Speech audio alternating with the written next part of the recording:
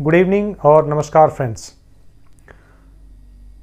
दोस्तों, एक बड़ी महत्वपूर्ण समाचार है। अभी पैंगोंग और पूर्वी लद्दाख एवं दक्षिण लद्दाख के क्षेत्रों में जहां अभी भारतीय सेना का चीन के साथ संघर्ष चल रहा था, उस दौरान अभी खबर आई है कि पिछले कुछ महीनों में चीन ने अपने 90% सैनिकों का रोटेशन किया है।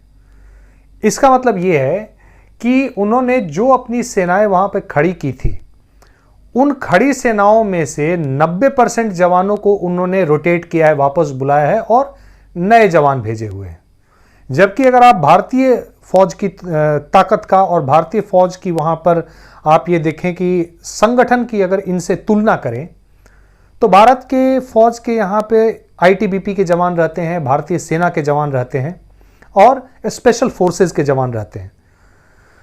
इनमें मुश्किल से 45 से 50% का रोटेशन किया जाता है और बाकी जो जवान होते हैं उनकी कार्य अवधि वहां पर ऑलमोस्ट 2 साल के बराबर होती है।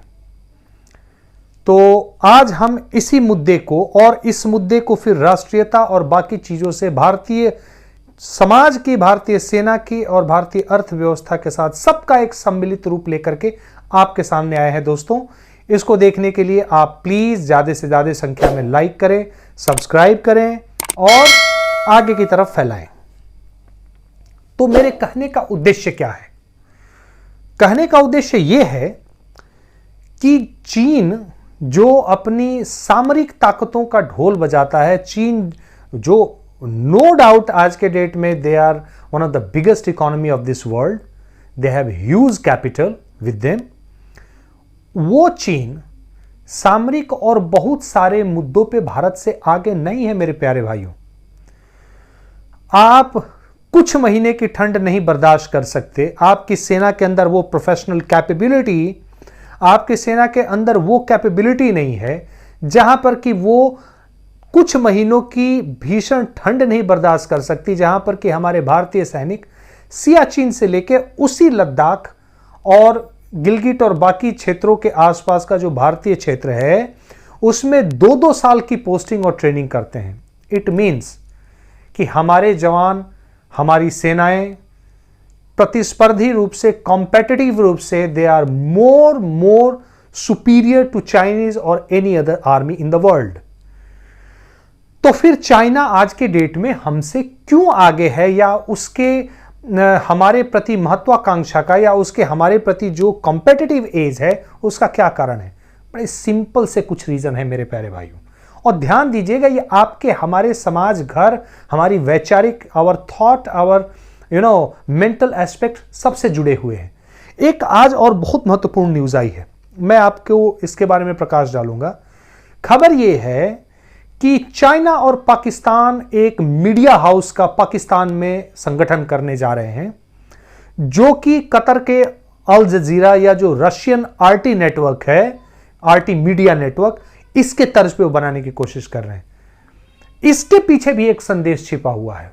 वो इसलिए कर रहे हैं क्योंकि इस मीडिया का वो इतना बड़ा एक संगठित नेटवर्क खड़ा करेंगे, so that from where they can target their enemies, their so called enemies, वो उनको टारगेट कर पाए। अब आप एक बात समझें, भारत में हर चीज की प्रमुखता है, कुछ चीजों को छोड़ करके। हमारे सोसाइटी में हमें इनबिल्ट करप्शन इतना ज्यादा है कि पूछिए मत। और हर पार्ट, आज चाहे वो विपक्ष हो, चाहे वो मीडिया हो, चाहे वो हम खुद हो, हम अपने एक्ट से, हम अपनी एक्टिविटीज से, और जिसको हम अपनी नेशनलिस्टिक अप्रोच कहते हैं, राष्ट्रीयता की भावना, दरअसल में मेरे प्यारे भाइयों वो राष्ट्रीयता की भावना है ही नहीं। आप कैसी बात सोचते हैं? हम अपने इंपोर्ट से चाइना को बिलियंस ऑफ डॉलर, इनफैक्ट हम उसको करीब करीब $50 बिलियन से ज्यादा हम उसको इंपोर्ट करके प्रोवाइड कराते हैं फॉरेन करेंसी। हम इतने सालों से क्यों उस गुणवत्ता को मैच नहीं कर पाए, उस प्राइस कॉम्पिटिटिवनेस को मैच नहीं कर पाए, उसका रीजन है हमारे समाज में फैला हुआ कोढ़, हमारे देश में फैला हुआ कोढ़। हमारे यहां कोई एंटरप्रेन्योर, कोई स्वरोजगार करने वाला जब उद्योग की स्थापना करना चाहता है तो पहले दिन से वामपंथी उसको जमीन नहीं मुहैया होने देंगे। उसके जमीन पर लेबर लॉ, लैंड लॉ, दुनिया जहान का बहाना करके वो एक वहां पर मुहिम शुरू करेंगे। बैंक से उसको इजी फंडिंग नहीं है। टेक्नोलॉजी ट्रांसफर, टेक्नोलॉजी आप ये कहिए कि अधिग्रहण में या न्यू टेक्नोलॉजी इनोवेशन में हम आज भी बहुत पीछे हैं। एक्सेप्ट आईटी इंडस्ट्री, मैन्युफैक्चरिंग में हमारा कहीं भी कोई जोड़ नहीं, किसी तरीके से भी हम उनके बराबर नहीं आ पा रहे। इजी फाइनेंस नहीं, सो कॉल्ड जो लॉज हैं हमारे यहां इतने कॉम्प्लेक्स हैं, इतनी मुश्किलें खड़े करने वाले हैं कि हमारे उद्योगपति या हमारा कोई रोजगार शुरू करने वाला इंसान वो रोजगार शुरू करने के पहले ही दम तोड़ जाए। बाद में बचती है लाल फीताशाही, रेड टेपिज्म, यहां के ब्यूरोक्रेट्स जिनको कि चीजों को उलझा करके रखने में आनंद आता है, उनको सुलझाना नहीं आता। और इन सब से बच गए तो आपकी मीडिया। हमारे देश में ये विपक्ष हो या ये मीडिया हो, ये किसकी सलाहकार है? लगता ही नहीं कि ये देश की सलाहकार है। कोई कंस्ट्रक्टिव अप्रोच नहीं। चीन के साथ कोई कॉन्फ्लिक्ट हो तो ऐसा पेश करते हैं, ऐसी चीजें शो करते हैं जैसे कि चीनियों ने हमें पता नहीं क्या कर दिया। मेरी बात होती रहती है आर्मी के कई लोगों से, मेरी बात होती रहती है कई उद्योगपतियों से जिनको चीन जाने आने का, सब चीजों का अनुभव है। चीन में कम करप्शन थोड़े है, बाकी चीजें बहुत सारी हैं, पर एक चीज है, वो अपने देश को किसी के आगे झुकना नहीं देना चाहते और देखना भी नहीं चाहते।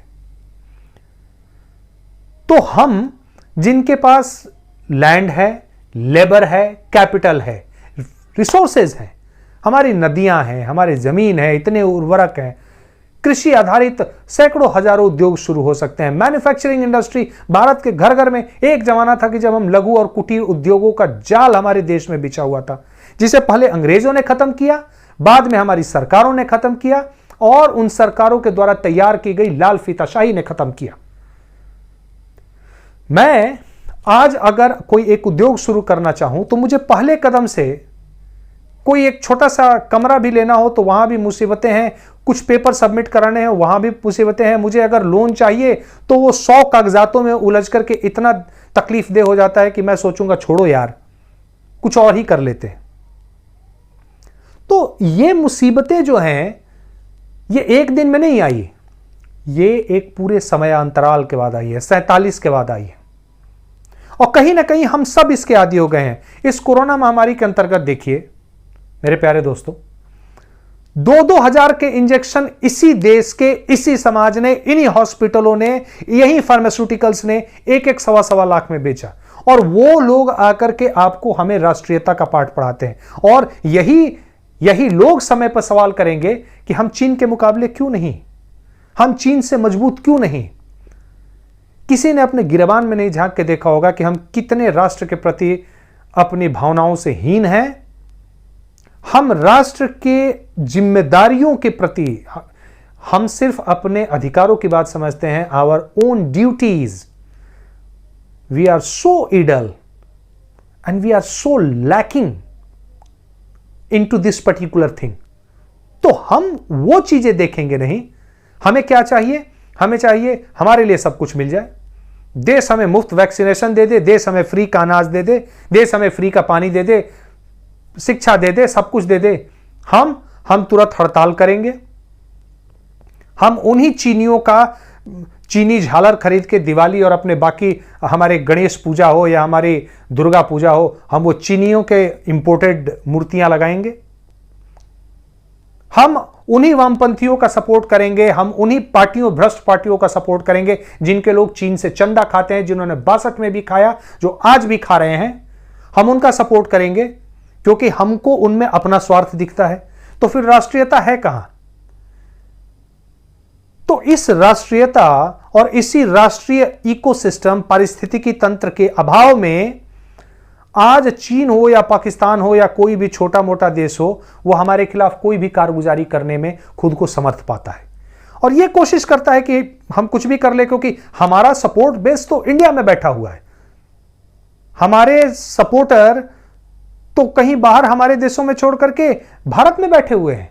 उनकी यह भावना है।